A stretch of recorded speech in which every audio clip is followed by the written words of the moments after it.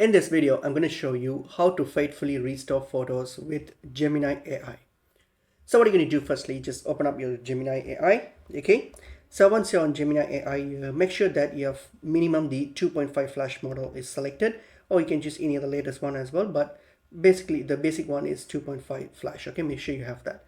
And then here in the prompt bar here, firstly, upload the photo that you want to work on. So the old photo. So you can click on add files and upload it.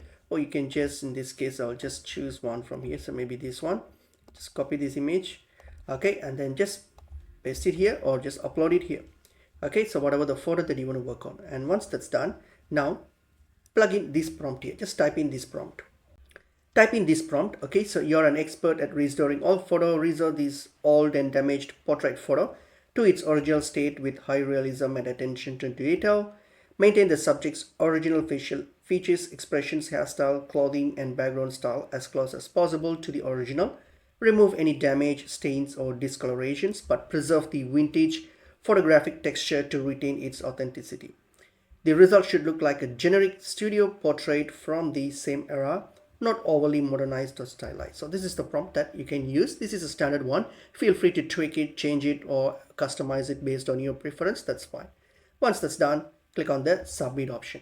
So Google Gemini will work on this and then give you the result after restoring the photo. All right, so once this is done, as you can see now, see the photo has now been restored. So that's the original photo, the damaged one, and this is the new restored photo. So it has been restored while still preserving the old look of it, So you go, so you can simply click on it to view it fully.